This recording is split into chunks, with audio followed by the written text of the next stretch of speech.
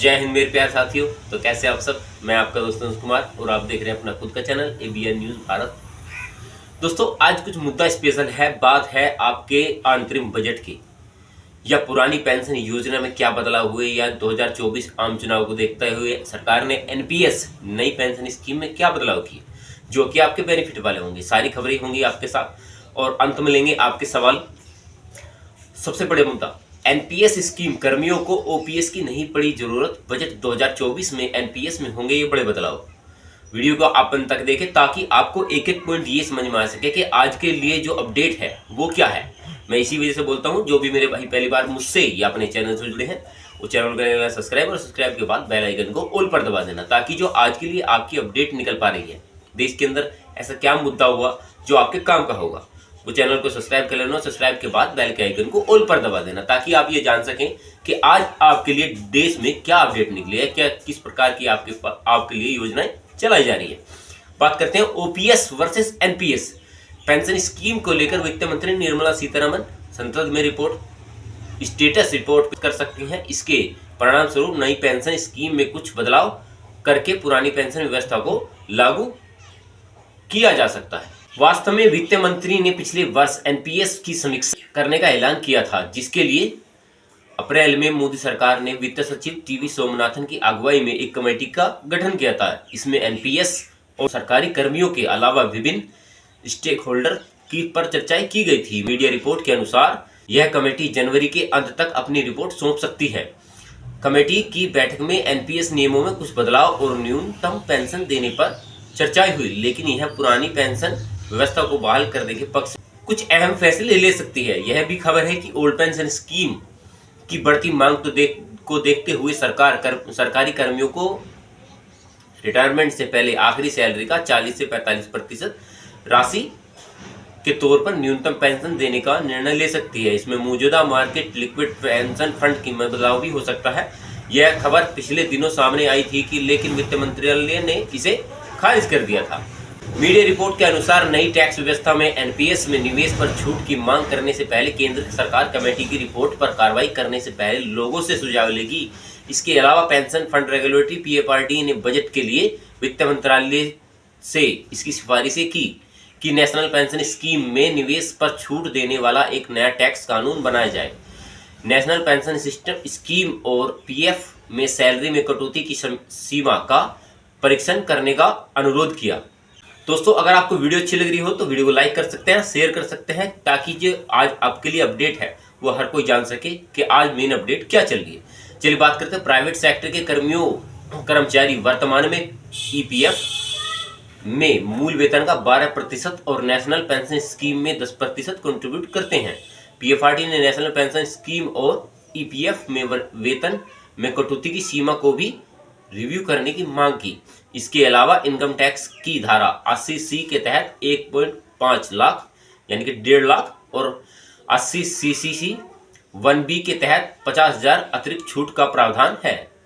इसलिए OPS की मांग बढ़ी है। दरअसल NPS 1 जनवरी 2004 से सभी केंद्र कर्मियों के लिए लागू हो गया था। पेंशन फंड रेगुलेटरी एवं डेवलपमेंट अथॉरिटी ने कहा कि तमिलनाडु और पश्चिम बंगाल को छोड़कर सभी राज्यों ने अपने कर्मचारियों के लिए NPS लागू किया। इसके तहत सरकार कर्मियों को 10% बेसिक सैलरी योगदान और 14% योगदान देती है, लेकिन राजस्थान, छत्तीसगढ़, झारखंड, पंजाब, हिमाचल प्रदेश सरकारों ने 2023 में पुरानी पेंशन योजना को बहाल कर दिया, जिसके बाद से देश भर में OPS की बहाली की मांग उठने लगी। देखिए अभी जैसे राजस्थान को लेकर चलते हैं तो उसमें कुछ अहम बदलाव भी किए गए थे और कुछ ऐसी चर्चाएं भी आप लोगों के सामने आई थी कि क्या अब जो केंद्र में सरकार है राजस्थान की, अगर हम बात करते हैं तो केंद्र में जो सरकार है वहां की, राजस्थान में सरकार है BJP की, तो क्या BJP जिसको पुरानी पेंशन मिल रही है उसको रेगुलर भी रखेगी?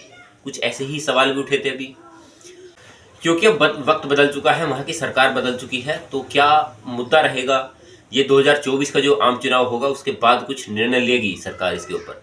चलिए अब बात करते हैं। कर्मचारी संगठन भी धरना और प्रदर्शन से अपने विरोध व्यक्त कर रहे हैं। सरकारी कर्मियों को हुई OPD के तहत उनकी अंतिम बेसिक सैलरी का 50% पेंशन के रूप में मिलता है।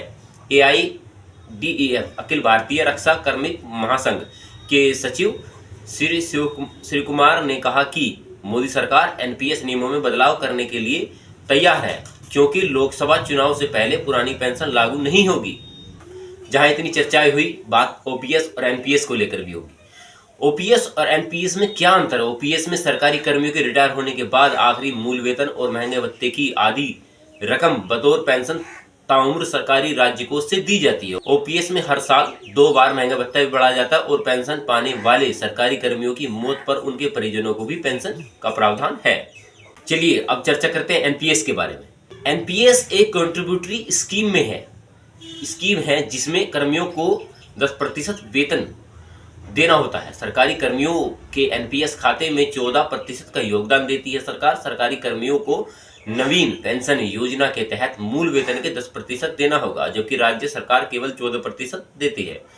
ओपीएस में काम करने वाले कर्मियों को रिटायरमेंट के बाद 20 लाख रुपए तक की ग्रेच्युटी मिलती है। ओपीएस कर्मचारियों को 6 माह के बाद महंगे भत्ते डीए मिलता है। रिटायर कर्मचारी भी पेंशन कमीशन के लागू होने पर पेंशन में बदलाव का लाभ उठाते हैं। एनपीएस में रिटायरमेंट पर ग्रेच्युटी नहीं है। नेशनल पेंशन सिस्टम एनपीएस में 6 महीने से अधिक समय के बाद मिलने वाला महंगे भत्ता लागू नहीं होता। सेवानिवृत्ति पर पेंशन पाने के लिए एनपीएस फंड का 40% निवेश करना होगा। सेवानिवृत्ति के बाद कोई गारंटी नहीं होगी। एनपीएस शेयर बाजार पर आधारित है, इसमें महंगाई भत्ता नहीं है। एनपीएस में सेवा के दौरान कर्मचारी की मृत्यु होने पर उसके परिजनों को कुल वेतन का 50% पेंशन के तौर पर मिलता है। नई पेंशन योजना में ओपीएस के विपरीत आपके रिटायरमेंट पर शेयर बाजार के अनुसार जो पैसा मिलेगा उस पर टैक्स देना होगा। ओपीएस कर्मियों के रिटायरमेंट पर उसे जीपीएफ के ब्याज पर कोई इनकम टैक्स नहीं देना पड़ेगा। चलिए अब लेते हैं कुछ सवाल। आप मेरे बराबर में देख पा रहे होंगे, एक भाई का मैसेज आया था एमके म्यूजिक। उनका कहना है कि मेरे पिता 2012 में सरकारी पद से कार्यरत थे और उनकी मृत्यु 2022 की बीमारी के कारण हो गई। तो क्या मेरे पिता को पुरानी पेंशन ओपीएस का लाभ मिल सकता है? कृपया मुझे बताएं। आपका मैं पहली बात तो धन्यवाद करना चाहता हूं। आपने जो एसएमएस किया है उसके लिए आपका बहुत बहुत धन्यवाद, क्योंकि आपके साथ साथ पूरे देश में ये सब जान पाएंगे कि जो अब मेन स्थिति है। सबसे बड़ा सवाल या सबसे बड़ा मुद्दा आज के समय में क्या है? जैसे कि आप मान लीजिए कि आपके पिता 2003 में या 2004 में उनकी ज्वाइनिंग हुई, लेकिन उन्होंने जो जॉब अपनी ज्वाइन की वो 2005 में ज्वाइन की, तो उनको पेंशन पुरानी पेंशन मिल पाएगी। या आपको उनकी पेंशन, जैसे आप बता रहे कि मृत्यु हो गई है, तो उनकी पेंशन का आपके परिवार को सदस्य को किसी को भी, यानी कि जो आपकी माता जी हैं उनको 50% मिल सकता है पुरानी पेंशन योजना के तहत अगर बात करते हैं। और जो अगर आप अपने नाम पर उस पेंशन को लेना चाहें तो आपको 25% हर माह के रूप में मिल जाएगा। और कैसा भी सवाल आपके मन में हो आप मुझे कमेंट्स कर सकते हैं, और जैसी भी वीडियो आपको अच्छी लगी हो आप मुझे वीडियो में कमेंट्स करके बता सकते हैं। और आपके मन में कोई भी सवाल हो किसी टॉपिक को लेकर आप मुझसे पूछ सकते हैं। मैं आपका हर सवाल का जवाब देने के लिए तत्पर रहूँगा। कुछ कमेंट्स ऐसे होते हैं जिसका मैं जवाब नहीं दे पाता, वो कमेंट्स ऐसे होते हैं जो मुझे खुद भी पढ़ने में अच्छी नहीं लगते, तो मैं ऐसे वाले टॉपिक से तो कहना चाहता हूँ भाई ऐसे कमेंट्स तो कीजिए मत, जो क्योंकि आपके जो कमेंट्स करते हैं वो केवल मैं नहीं देखता, आप वीडियो में जो कमेंट्स करते हैं उससे आपका स्टेटस दिखाई देता है कि आप जो सामने वाला बंदा आपका कमेंट्स देखेगा तो उसको भी महसूस हो गया कि सामने वाले बंदे ने क्या कमेंट्स किया है। चलिए दोस्तों, तब तक अपना ख्याल रखें। मिलते हैं कल सुबह में ऐसे ही इंटरेस्टिंग और एक नॉलेजेबल वीडियो के साथ। तब तक अपना ख्याल रखें। तब तक के लिए जय हिंद, वंदे मातरम।